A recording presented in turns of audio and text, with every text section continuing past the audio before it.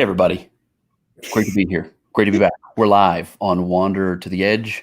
You know me. My name is Adam Asher from the Edge of Adventure. And I'm Zan. I am from Where Gals Wander. And we're friends, and we do this thing we call Wander to the Edge. We're friends. I'm hoping still after today, we never know. You never know. But yeah, this thing we call Wander to the Edge every Saturday. If you're on the East Coast, it's at 2:00 Saturday afternoons. And if you're out on the West Coast, what time is it out there, Zan? It is 11:01 in sunny California. And we do this because there are so many wonderful travelers, and we have so many great friends in the travel tribe that we figure it's just not fair for us to keep them to ourselves. We got to share them and get to know them. And today's guest is no exception. She is a great traveler. She's an influencer, social media influencer. And we're going to learn a lot from her today. And we're going to have a little bit of fun. Zan, who do we have joining us?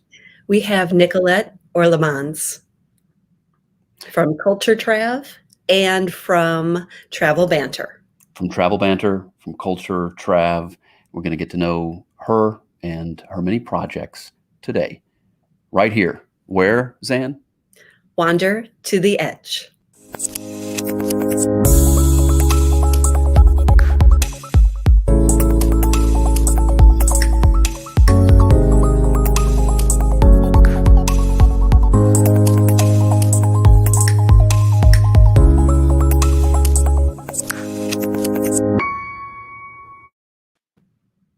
So let's welcome her to the program. Nicolette, great to have you. Hey guys, how's it going? Good to be here. You're brave. You're brave to join us. So I've heard. It's certainly great to have you, and it's going to be wonderful to get to know you. And you have such an interesting story and an interesting life, and you help all of us in the travel tribe to appreciate travel, the culture, and places we go. So with that, I just want to say thank you for joining us today. Yeah, thanks guys for having me. I'm super excited to talk more with you and share that story. Well, let's get right into it because we do have a lot to cover because you are involved in so many different things. And just to, set the stage a little bit, you are, when we talk about a social influencer, you are legit social media content creator. Like this is what you do professionally, that you're an expert in your field. You consult with a lot of companies and nonprofits. You're like the original OG of Twitter chats, going all the way back to 2014. And you've kickstarted a card game to really bring travelers together called Travel Banter. And we're going to be playing that with the audience later on in the show. So everybody stay tuned. But let's start off, tell us a little bit about you because your background is really interesting. Like, who are you, Nicolette? And, where are you from? What have you been up to? Kind of share with us your story. Yeah, so I was born and raised in the Netherlands in a multilingual household. My mom is Polish, my dad's Dutch.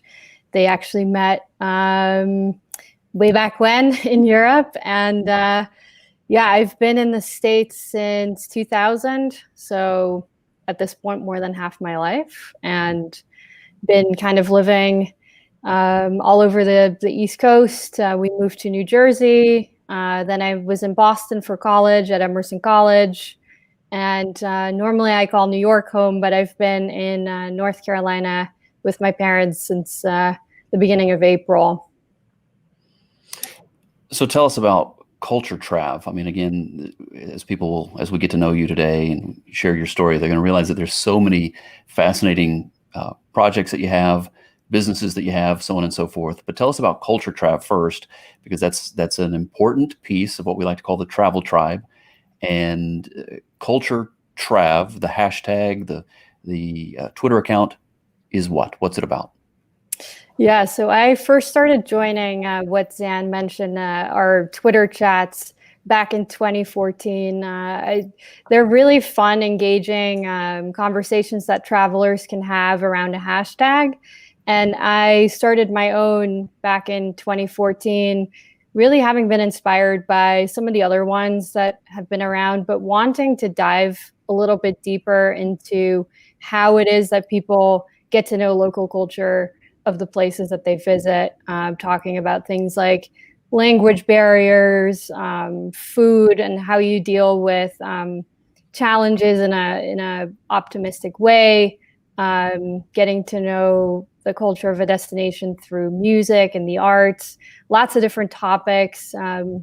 Since the start of the chat, we've had numerous guest hosts. I've had awesome co-hosts who've helped me kind of create and build the community over the years. And it's just a really fun way to get to know people all over the world. We've had people tune in, from Europe. We've had people tune in from Australia, stay up late, Asia, like all over the US, Canada, even different parts of Africa, South America, you name it. It's been amazing. And it's really just heartwarming to have people share their travel stories and their experiences, like I mentioned, from all over the world, and continuing that today. So you mentioned your background, having yourself transferred into a different culture and coming to the United States. Yep. So that gives you almost a unique perspective. Was that something that influenced you starting this, this movement, this event, this chat that you had? I think so. I mean, I've always loved connecting with people from all different walks of life, and I think travel is such an easy way to do that. And I see it as a way to bridge gaps. Typically, when you meet travelers, they're very excited to hear about different destinations. They're eager to share their stories, their perspectives, and I think what makes it so awesome is that we all travel to similar destinations, but our experiences there are so unique to us. What we experience in one place is going to look very different. And that's, I think, the beauty of travel and in having these conversations. People kind of expose themselves and other people to the beauty of the different destinations that we visit. I do have a follow-up on that too, real quick. So what to you is the strangest thing that you saw about United States culture when you first came here? And what do you still think is quite odd about our culture here? So one thing that I remember pretty vividly was New Year's Eve. So in the Netherlands on New Year's Eve, it's really, really typical that you go, you leave your house wherever you are and you celebrate with your neighbors. People are outside with a glass of champagne or fireworks or what have you. And I remember us doing that the first year we were here, going outside, and there was no champagne to be had, no fireworks. The lights were mostly off, so that was just a very different experience, and it was something we could laugh about. I don't think it was anything that we were upset about, but it's just a cultural difference that was interesting to notice. Well, speaking of culture, and as we get to know you and your background, and you mentioned that you grew up in a bilingual home, or I guess perhaps even at times you were dealing with 3 and 4 languages. As you may know, or people that know me, I find that stuff very fascinating. So what is that like? Your childhood growing up with the bilingual or perhaps multilingual atmosphere. What's that like, and how do you think that's unique from maybe someone who grows up or the experience growing up speaking just one language? So I think what I came to appreciate about it, I mean, as a kid, I had moments where being in the Netherlands, because other people didn't speak Polish, there was a very brief period of time where I somewhat refused to speak Polish because people couldn't understand me. But I think over time, I've come to appreciate it so much. And I spent a lot of time in Poland growing up. Spent a lot of time with my grandparents, my extended family. I think it's made other language learning something that's really interesting and fun to me. I'd love to go back and kind of brush up on Spanish and even some French. I think as you travel, it's important to know at least some of the basics to get around of the culture and the language of the country that you're visiting. So at least there's an effort made as a traveler to connect with people. And I personally would rather try and say something than just not be able to communicate. And even if it results in a funny potential miscommunication, at least there's something to be said for that. But I love that my parents raised me bilingually. They were learning each other's languages kind of simultaneously. So I think it was education for them as well. And it's something, if I had a lot more time on my hands, I'd be learning a lot more languages. Did you ever have to translate between them so that did you ever have to step in and help them with an argument or something? So no translating between them, but it is funny nowadays. Sometimes we joke that this is like a lazy language thing, but sometimes we'll speak to each other in multiple languages if we're missing a word or if we're trying to express something. My dad has a wonderful, very literal sense of humor, so he'll translate stuff, and it just from Dutch to English doesn't always translate well, but it's endearing and it cracks us up. So. I actually grew up with my grandparents who had emigrated here from Poland, and they would always try and speak to me in Polish, but the only words I remember are swear words and things like "be quiet, kids." So can you indulge me and just say something in Polish for us? Sure. Do you want to know what it means, or you want me to say it? Both. If you could say something and then translate it for us, that would be wonderful. Dzień dobry, jak się macie? Wszystko okay? So I said, good day, or, hello, how are you guys doing? Everything okay? Wonderful. Thank you. Well, we definitely want to find out also about your creativity and this thing called travel banter. Okay? Yes. Let me pull up the screen here. We had it just a minute ago. Travel banter. Okay. One of your mini projects, travelbanter.co. As the audience goes there and they look into this, what are they going to find? A game of some kind. Yes. So I will actually also pull it up on screen right here. Have it right here next to me.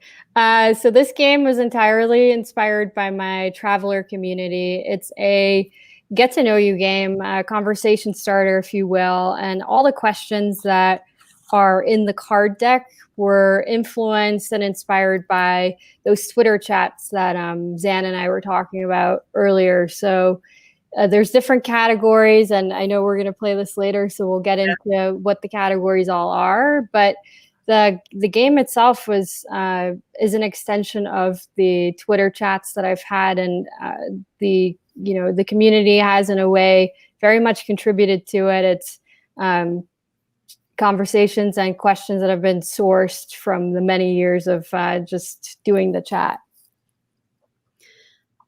And there they are. Before we dive into this, first I'm curious if anybody watching has played, comment and kind of share with us if you've had a chance to play with these cards. And let's go a little bit behind the scenes about the Twitter chats for a moment, because I think for anyone who hasn't participated in one, it's this big mysterious, what is a Twitter chat? How does this work? How do I follow? So maybe educate us a little bit about how do you prepare for the Twitter chat? What's it like to run one? And if you're wanting to participate, what should they know? Really good question, and definitely something that people have asked me about in the past. How does it work? What's the format? How can I create my own? So in essence, it's, as I mentioned, it's a conversation that happens around a singular hashtag. So in my case, Culture Trav. It's how I used to run it was a Q&A format in a half-hour time slot. I've seen Twitter chats range from half an hour to an hour.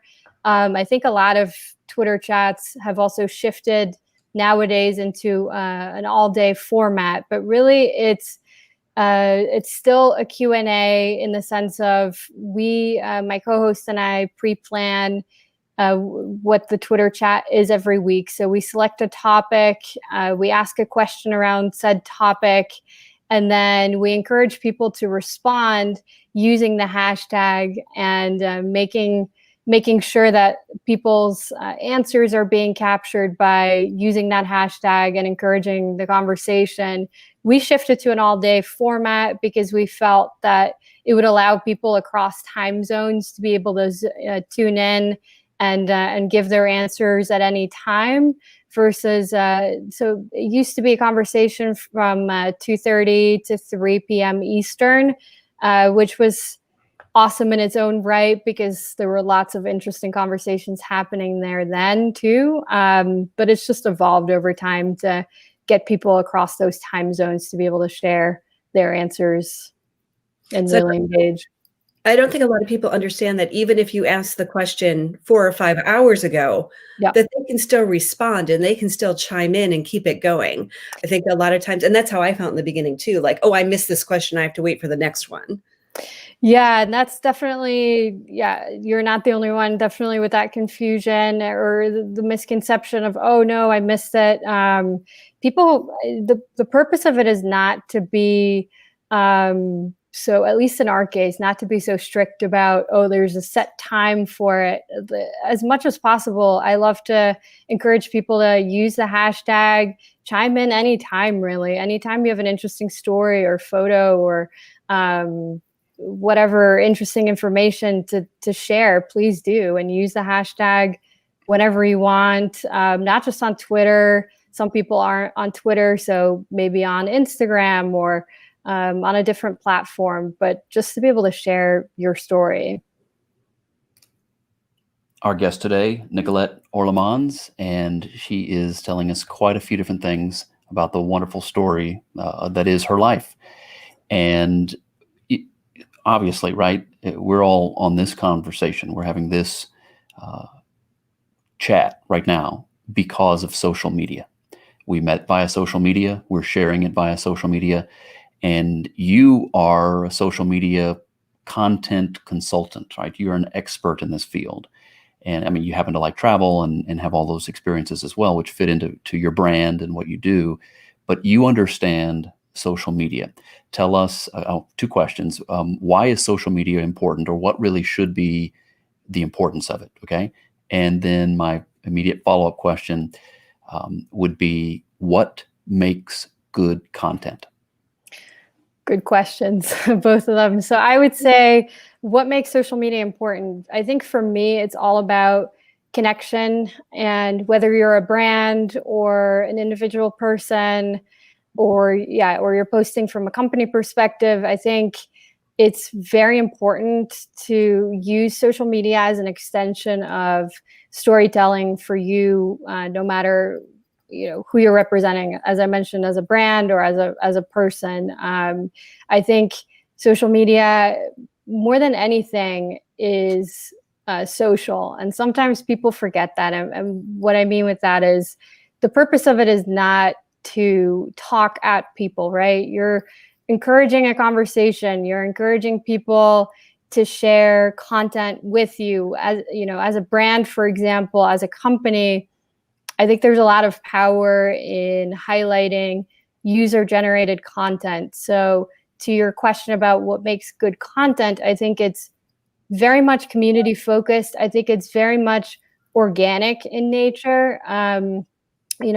People think, oh, in order to have a huge presence on social media, or in order to be heard at all, I need to invest a lot of money into paid advertising, or I need to be on social media every hour of every day and invest my time that way. I think it's important to be, to have a balance, to be, from a brand perspective, be there when your audience is there, understand your audience. From a personal perspective, just talk to people. I think there's this notion of, oh, I need to meet a certain quota every day of how many things I post online to get conversations going. And I think that takes the social part out of social media. So I think it's about community, connecting, creating awareness, whether for you as a person or as a brand.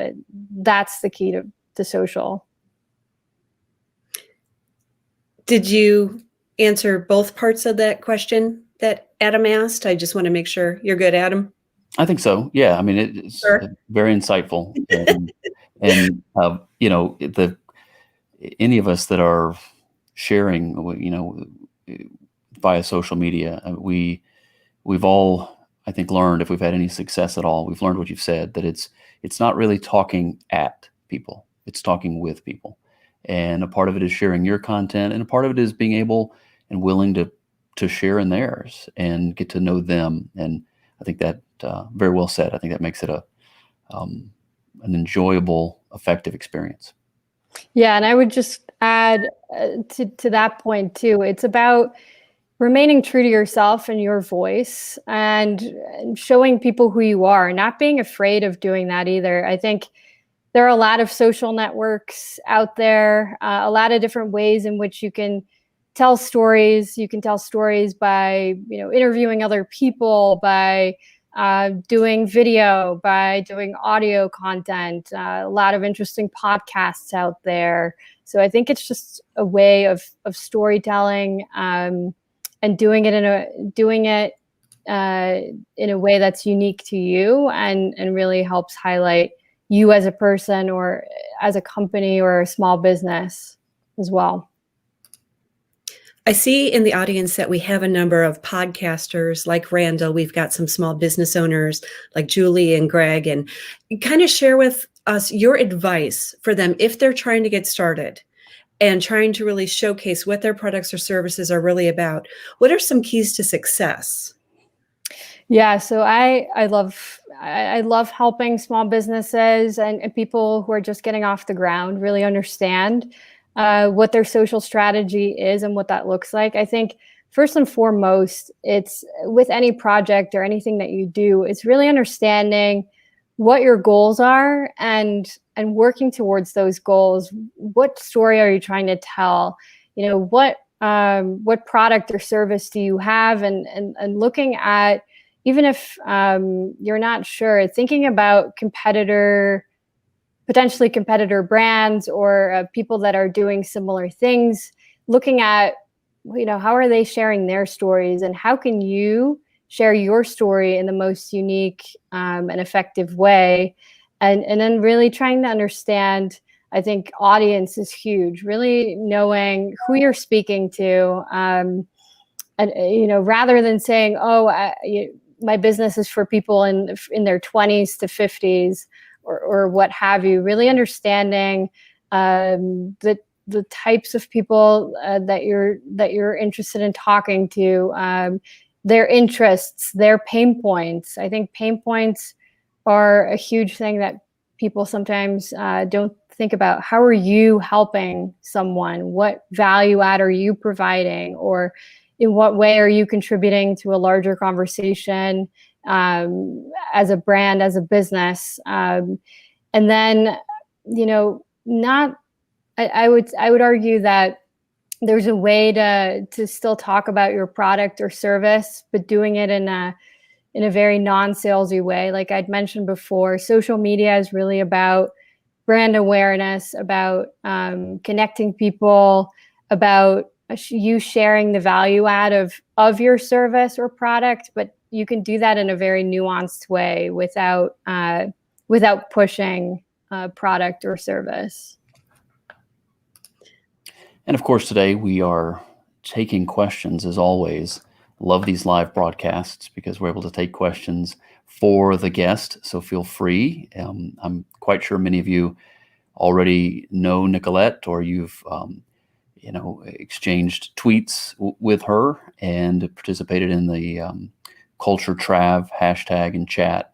But if you have any specific questions, we'll be glad to take those. We'll be watching those as they come in. And as Zan mentioned, we're also going to play a little bit of the game that you have created. And again, that's another fascinating aspect of who you are. So here's the thing. It's great to listen to you share your vision. I mean, you're very concise. You're very calm. You communicate all this so very well. I can see why you're doing well in this business. And then there's yet this other adventurous side of you, because you will jump out of airplanes and go hiking, horseback riding, and snowboarding. Where did that side of you come from? I think it's always been something that especially my mom encouraged. In terms of the skydiving, there's a funny story to that. So I did that to celebrate my 30th, and I saw it as a moment to take a leap and to literally jump into my 30s. My mom had gone skydiving many years prior, and I called her to let her know that I was going to do it, and she said, "Oh no, I wish you had told me after the fact."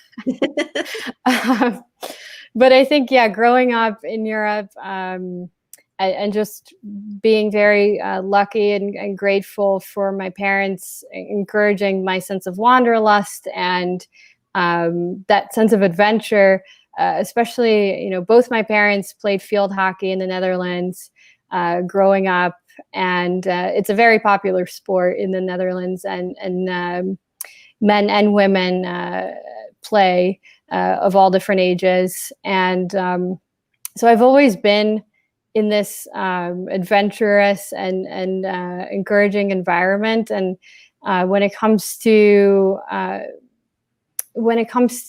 just exploring that sense of adventure, I think hiking is a wonderful thing and there's so much hiking to be done in the US. We're very lucky to have beautiful outdoors here, and even with COVID limiting travel, looking at local opportunities, if you can, to spend time outdoors, and doing it responsibly, of course. But I think, yeah, I like trying new things. I have this adventurous spirit of I would never tell someone go jump out of a plane, because it's a very extreme thing to do. I'm fully aware, but it was something that I really wanted to do, and to that end, I hope to do a lot more fun things, even simple things like kayaking, for example. Really enjoyable and not that extreme. One thing that I've noticed throughout our conversation and different themes that it always comes back to is this ability to storytell, and your ability to communicate, and your ability to be like a digital storyteller in your photos and in your content and through the Twitter chats. And you've taken it into real life, into a number of different mediums. So for example, I've had a chance to join the Culture Trav meetup online, where we have Zoom calls, and my Where Gals Wander partner Julie joined too, and we had a chance to meet people in real life and chat with you guys. You've also, as we've referenced before, kickstarted this travel banter card game. And maybe tell us a little bit about, what was that like, just the kickstarting process? What are the rules of the game? Explain it to us, because we're going to break out those cards in a minute and we're going to play. So, give us the tour here.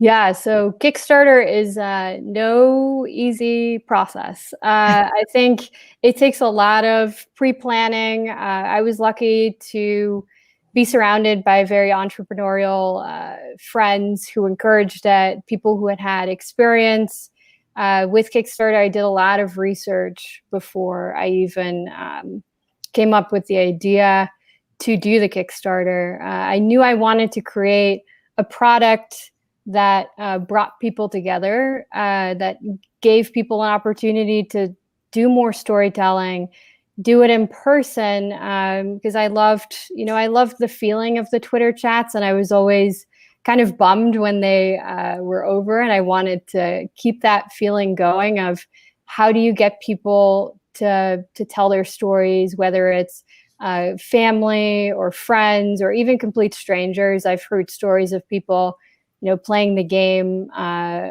while they're at a hostel or when they're traveling or at a conference, pulling the game out at a party or some other setting where they don't know everyone as well. So it's been a really great way to start the conversation. But with Kickstarter, before I launched, I had created some prototype designs. I had a friend who was a graphic designer, so we went through a whole bunch of iterations of the cards.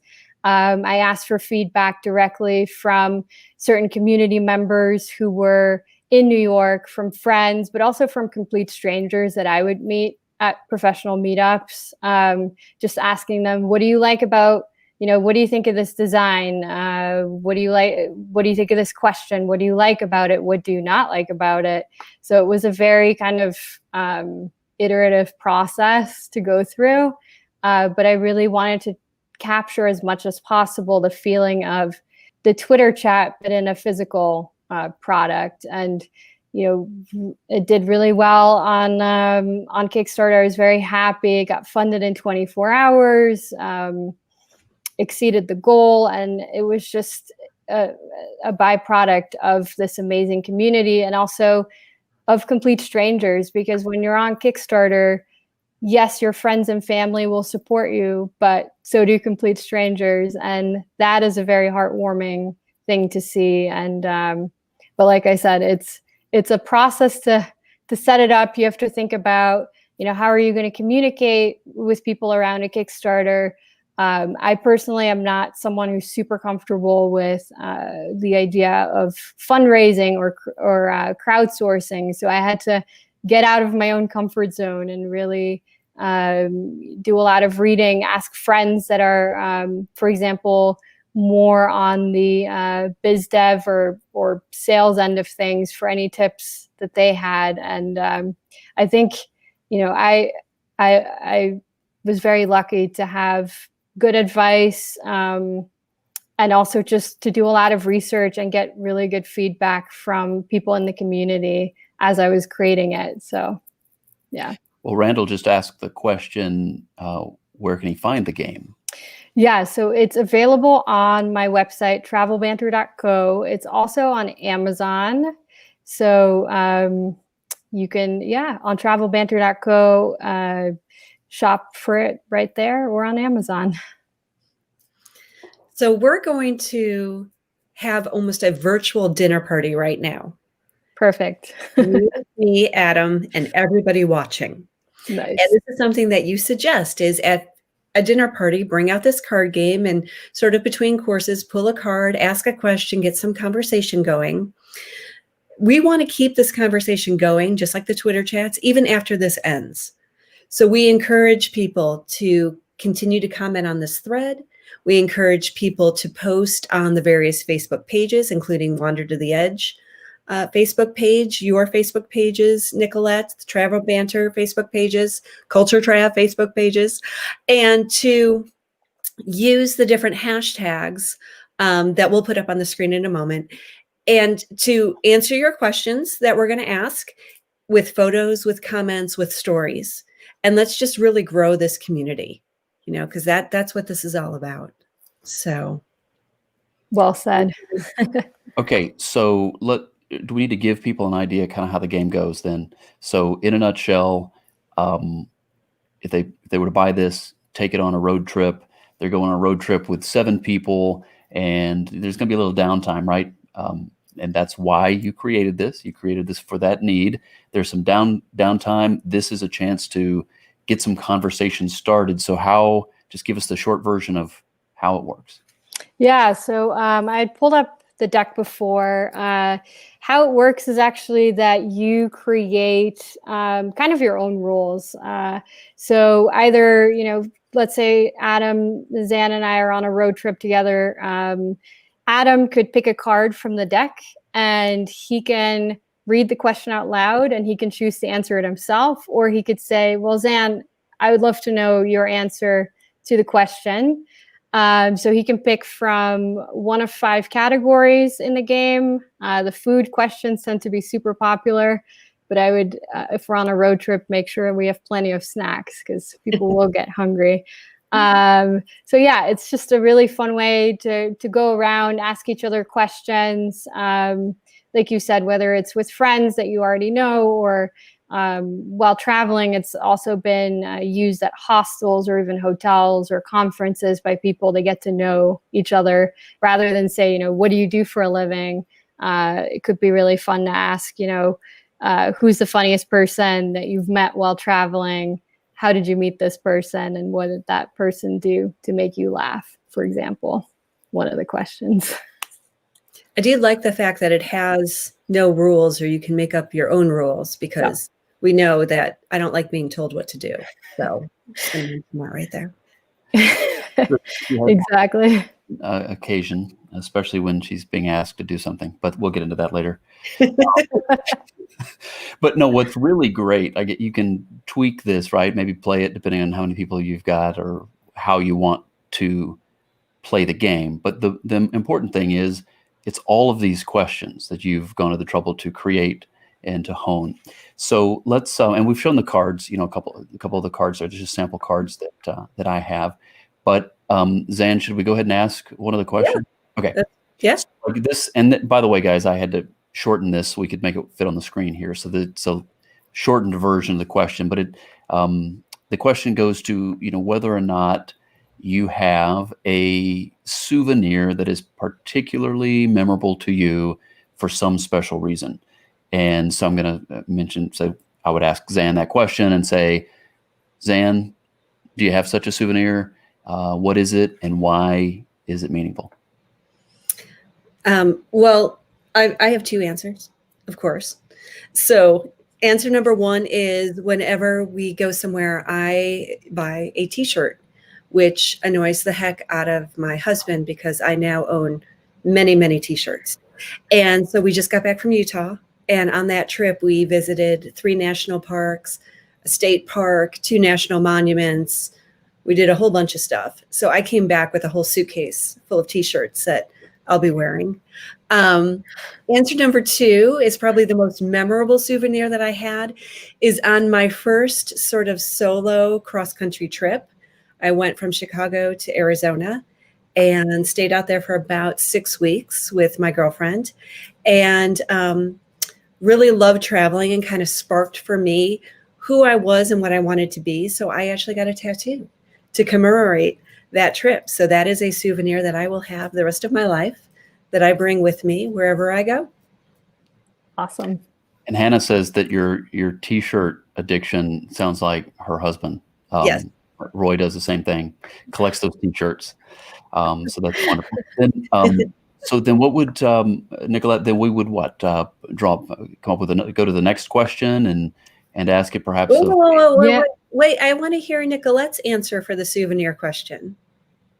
Ooh, okay. So for me, I think photos are probably the simplest but most memorable souvenirs.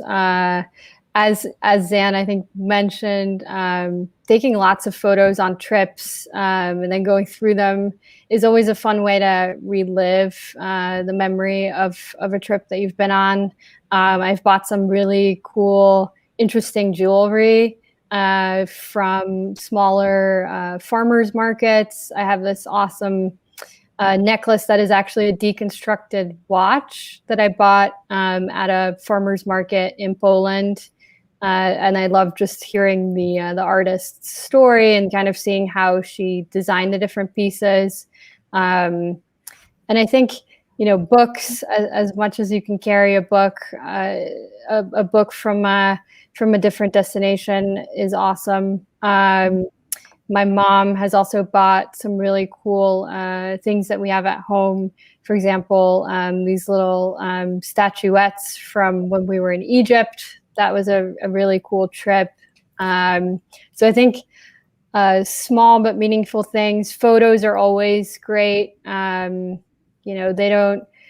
don't take up any space in your luggage, and it's just a wonderful way to kind of remember what you did and what you saw and who you met along the way.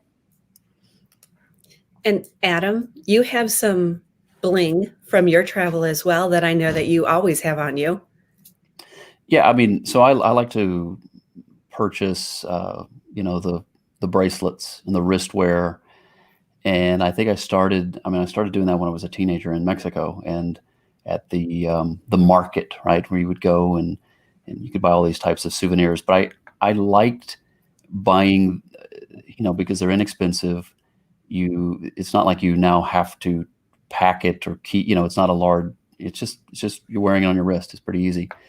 And yet it kind of keeps that trip and that moment with you, so that as you go through life and maybe your work, you're back in the big city and in the office, working, taking care of business, but you've got You've got that piece of that trip that you took. You've got that with you. I will also say, and I didn't think about this before the question, but I think this is the brilliance of the game. This is what makes it kind of fun. Didn't think about it literally until now, but as I was thinking, one time when I was in Colombia, in a part of Colombia that very few people go to, and there's indigenous tribes that still live there, and many of them live a very somewhat undiscovered or uninterrupted life. And I was over there visiting, right, on a trip, and I was given an armadillo. It's made out of wood, but it's an armadillo. Okay, so it's a wooden armadillo, right? And it's meaningful, right, because of the fact that this member of this tribe had made it. The craftsmanship on it is amazing. They gave it to me. They wanted me to have it. So of course, I mean, that's the kind of thing you're going to put it in your backpack. You're going to take it back with you. You're going to try to go through TSA with it. And then TSA is going to see the silhouette of this wooden armadillo, which is like this long, the long tail and then the butt. Anyway, to make a long story short, they thought I was trying to, I guess, bring a rat back. And so, as will happen sometimes when you're traveling, you get pulled aside to explain something in your luggage. And I tried to tell them it wasn't a dead rat, but they did not believe me until they saw the armadillo. But yeah, it's great questions. And like I said, I hadn't even thought about that. So congrats, making me think about it. All right, so we need another. That was the memorable souvenir, where from and why. And we're going to need a picture of that armadillo later. Okay. Yeah, I think so. Okay, so I'm going to ask Zan this question here. How do you plan for travel? Well, Adam, I know that this is going to be shocking to you, but I like to make a lot of lists. Yes. So some people like to fantasy shop and some people like to, daydream or whatever. I like to plan even fantasy vacations to the point where I will scour for deals and I'll plan hotels and Airbnbs and travel, and I'll actually put together an entire itinerary and then feel satisfied, and then sometimes never even make the trip. I just need that sense of planning, that sense of anticipation. So I'm a big researcher. I like to figure out where we're going to go, what we're going to do, but general sort of points, and then leave it open for spontaneity. So like in Utah, we said we're going to do off-roading, but we didn't know where we were going to go or what we were going to do. We just said, here's a place on the map. Here's a big circle. We're going to go there, and then just find some incredible places. So I like to have that mix. I would 100% agree with that. I think I love reading about the destination that I'm visiting. I like to pre-plan in terms of knowing, where are some must-see spots for me. That doesn't necessarily mean it's all the touristy spots, but for some, in some cases there are. It is legitimate to go to the more touristy spots as well. But I love, to your point, to spontaneously wander. I love to ask people in the community about their favorite spots, or if I know anyone who's local, I love to meet up with that person and just do some exploring. I've had the opportunity in New York to have, to meet up with people from the culture craft community, but also just others from Twitter, and show them around. I've done some awesome street art exploring with people like Lynn and Justin from Mad Hatters, and Kathy and Frank from Rural Out Travel when they were in New York. It's just fun to play tourist in your own city or your own town sometimes when you show people around. And I love to do that. If I'm lucky enough to know someone in the destination that I'm going to, I love to meet up and just ask them, what are your local favorite spots to go to? So I suppose it's my turn, since this is the round robin version of this. So how do I plan for travel? I pack. usually like 6 hours before the flight. And I love to travel, and I hate the task of packing. I just to think about, okay, what do I need? What am I going to need? I don't know. I don't know what I'm going to need. I mean, you pack some stuff, but it's always kind of a the necessity. I guess some people enjoy the planning, but other than that, I guess I like to make sure that I've got whatever the electronic equipment is, whether your cameras or your Wi-Fi hotspots, backup batteries, things like that. I guess that's when I start to nerd out a little bit, packing up those things, making sure I have them in bags, right? Where you know that in this bag, you've got this kind of thing. So if you're in the airport or wherever you might be and you need whatever that is that you're looking for, the bag you should be looking for to find it. So that's when I'll nerd out. But usually I wait later than I should to pack. And I'm sure that completely surprises Zan. So we'll move on to the next question here. Wait, I do have to just call out one comment that we have from our guest last week. Oh, there's a comment. Let's see here. Yeah.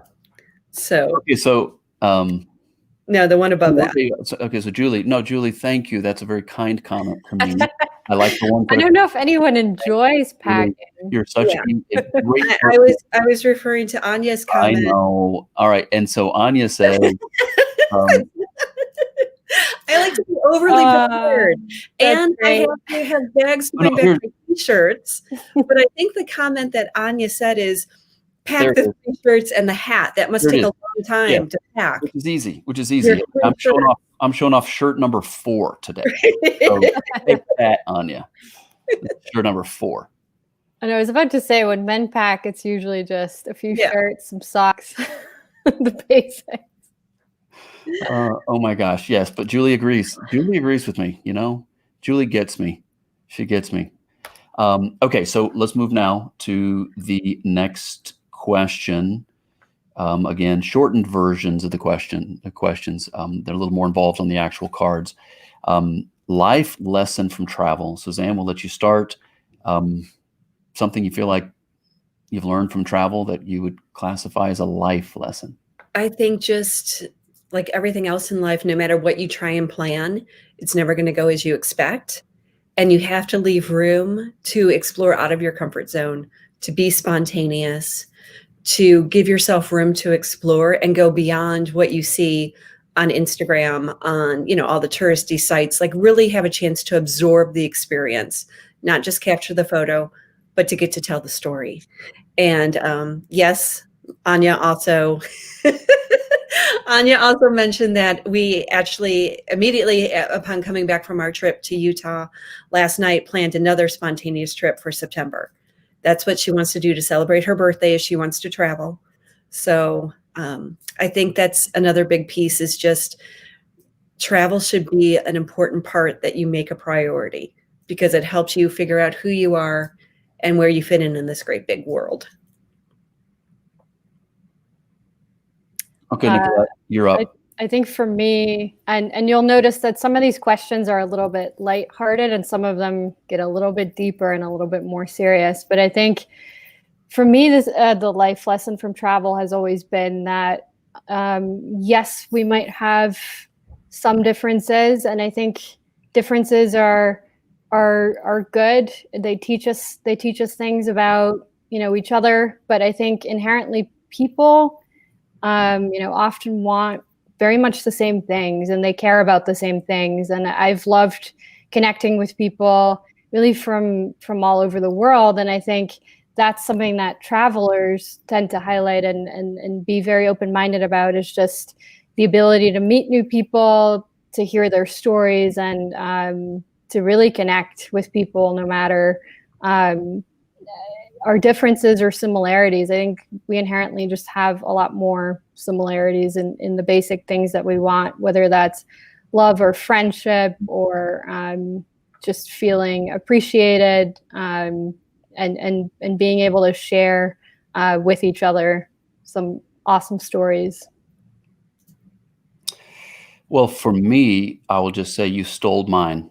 and that was going to make me call on the life lesson that Zan has learned, which is to be ready for anything. So You have to have a lot of bags to be ready for everything. I'm just saying. You do. I mean, so I'm ready with my backup answer. My backup answer is just that the world is a big place, and we think of the little town or the city where we grew up in, and the city is a big place. There's a lot to explore in the city. There's a lot to explore in your town, and you should, and you shouldn't. You should take the opportunities that you have to explore and to see. But the world is a big place, and I agree 100% with Nicolette. People are fundamentally the same, and yet it's wonderful also to experience the cultural differences and to see things through their eyes and to experience life with them and through their eyes and their culture and their town, right? And I always find that just very, very rewarding when I travel. So I like to do that and then to share it whenever possible. Okay, we have 2 more questions, and we have just a few minutes left on this edition of Wander to the Edge. Our special guest today, of course, Nicolette Orlemans. We'll put up the different website information for her in just a moment. So let's go to our next to the last question, which is, have you visited a place due to your family heritage? What might that be? Have you had the opportunity to go somewhere and explore a place, get to know a place based on your heritage? Am I first again? Yeah. So I have not really traveled outside of the U.S. other than Jamaica and Mexico. I mentioned in the beginning of the podcast that half of my heritage is from Poland, and then the other half, my grandmother actually traveled, her family, from Scotland and Ireland through the United Kingdom, were exiled and traveled to Quebec, which is where they settled. And so I want to sort of retrace that journey and that heritage one day. That's on my list. That's amazing. I love that.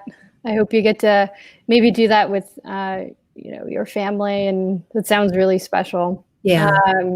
I think for me, so I grew up in the Netherlands, but as I mentioned, I spent a lot of time in Poland as well with family, spanning from Warsaw to Katowice, which is where I spent a lot of time with my grandparents and family there. So I think for me, it's been, it's always been a mix of kind of living in both those cultures. I've never seen it as, oh, my first culture is Dutch and my second is Polish. I've always seen them as equal.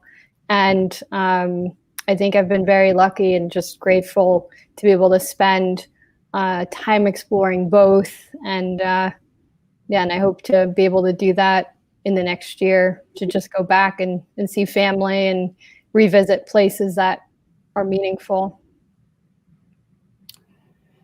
My answer to that question about visiting a particular place due to family heritage, I would say no, not on an international level. I've not yet, and I hope to do so, been on a trip that would be based on heritage way back, right? And it's such a rich, wonderful thing. So I hope to do that. But as it would be more local or inside the United States, I have had that opportunity, right, to travel to to Oklahoma, for example. I mean, it's Oklahoma, but I grew up in Georgia, and this is my home here. I'm in the Atlanta area right now. This is my home, and I grew up with the connection to that side of my family, right? My mom's side. I grew up with that, and it was a big part of my life. My dad's side, I don't know if we just took it for granted or we just didn't spend as much time out there. But in recent years, in the last 5 to 7 years, I made a point to reconnect with that side of the family and to get to know the history. And it's unique, right? It's not the same. The things that they grew up, or that my dad and grandmother and great grandparents and to hear those stories. And last thing I'll say about this is it's wonderful when, I have the advantage that my grandparents have all in recent years, probably for the last 20 years, they've been very active in tracing the heritage. So that's a legacy they're giving me. I'm able to look and see, when different members of the family even came over from Europe, for example, and when they came to this continent. Anyway, great stuff. But perhaps one day I'll get to Europe to do some of that as well. Okay, so we've got our final question of the day to kind of wrap us up, and I figure we should wrap up on kind of a lighthearted question. And it is: is there anything about from your travels, from the places you've been, do you have travel decor in your home, or is that like, nah, I do that when I go somewhere, I travel, I enjoy it, but or are you like one of those people that likes to have the memory of that displayed in your house? So we'll start again with Zan. And again, I just want to remind everyone, the questions that we're talking about today we'll post up later, but we want everyone to share and answer these questions yourself. Feel free to answer in the comments as well. And make sure that you're using hashtags dinner party, hashtag travel banter, hashtag culture trav, and hashtag wander to the edge. So for me, I took over the back office in the house, which is where I am now. And I will post up some photos, and you can see the entire room is just lined with memories and photos and everywhere that I've been. And that's what makes this my happy place. I love that. I would agree 100% with photos. I would also add small, like decorative pieces for me. I have some fun things I've gotten at markets, or just little wooden pieces. I think spices, that's not really decor, but I love to bring spices back when I can from different destinations. I love to cook and experiment with cooking. I'm very lucky that my mom is a very good cook and has taught me a lot of amazing recipes. We've been baking a lot together just in the last few months. So I think, and also I got these amazing pillowcases. Actually, I have not been to Tanzania yet, but a very good friend of mine, is this amazing group trip host to Tanzania. She is Tanzanian, and she works with local women there to make pillowcases. And so I have this beautiful, very bright orange, in case you can't tell, I love the color orange behind me, pillowcase at home. And that's just a reminder, I think, of a really good friend. And also, I super look forward to visiting Tanzania at some point, and hopefully meeting the women behind the pillowcases. Wow, that's wonderful.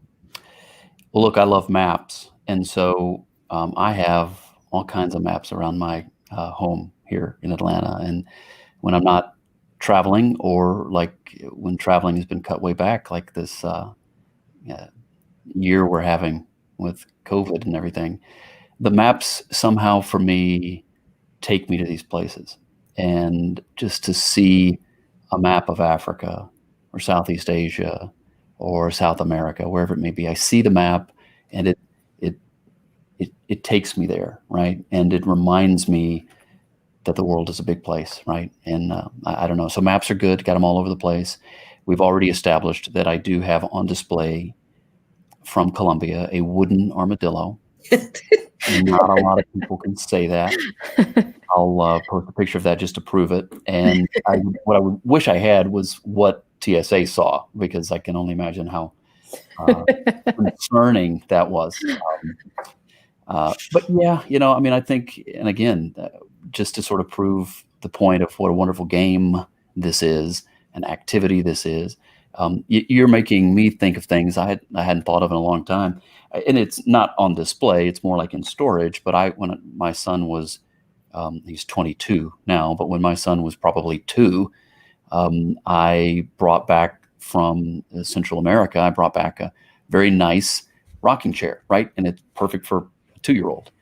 And, he used it for a while, put it in storage, still have it.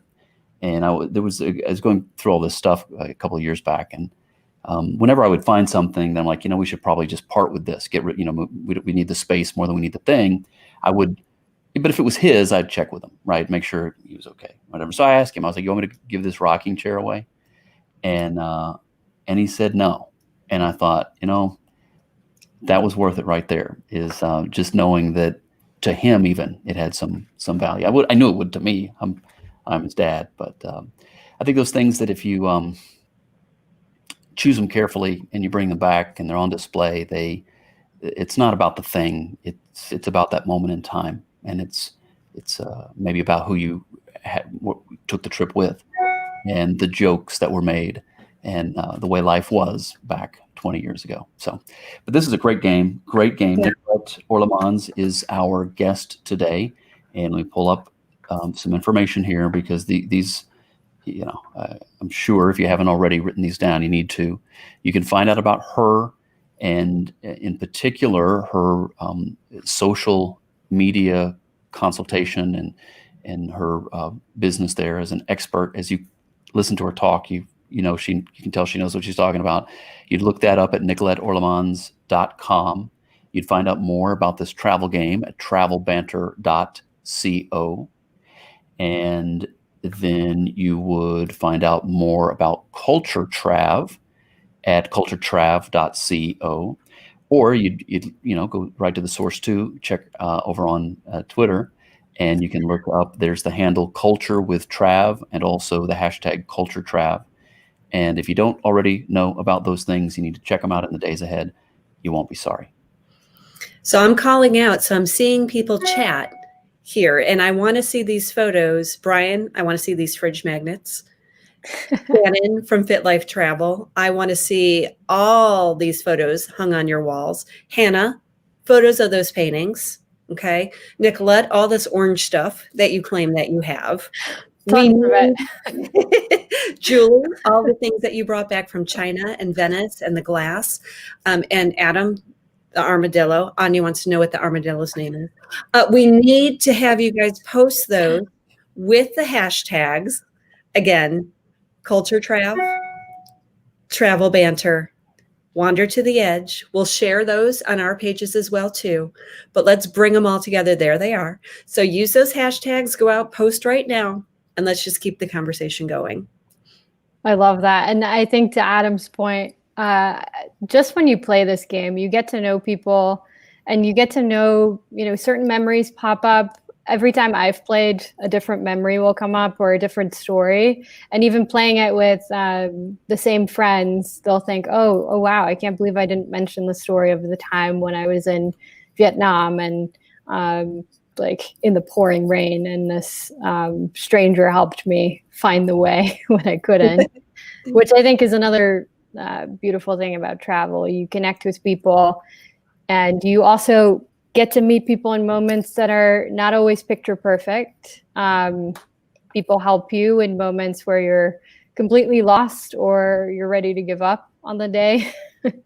So I think that's a beautiful thing. And just being part of this community and knowing a lot of travelers from all over the world is super enriching to me. I think also as I start to think about travel in the years ahead and what that looks like, and the people in the different destinations.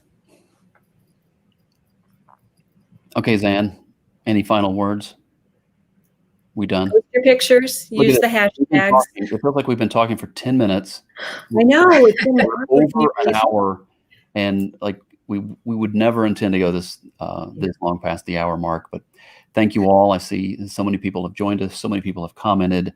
And I just want to say we have some more awesome guests coming up. So next week we have Susie Day live. She's awesome. The following week we have Jason from Coffee and Road Trips. We've got you guys have to be here every Saturday. You have to. It's great stuff. Again, thank you, Nicolette Orlemans, for being our guest today. You are a remarkable person. I'm very, very impressed. Already was, but just getting to talk to you is, getting to know you is, you're just even more impressive. So thank you for your time today. All the best with all these endeavors, and we will see you at #CultureTrav. You definitely will. It was awesome to be part of this conversation with you guys who are doing, equally really cool stuff. So I appreciate it so much. Well, thank you again. And everybody, we will see you again next week on Saturday. You'll catch us on Facebook. We're also on our new YouTube channel. So if you've got YouTube, you can go over there as well. Look for Wander to the Edge. We're just getting that started, but we need some subscribers. I mean, help us out there. So we're there, and then tell your friends. And on Twitter. Tweet about it, guys. Come on. Yeah. Yeah. So, all right, everybody. We'll see you next time right here on Wander to the Edge.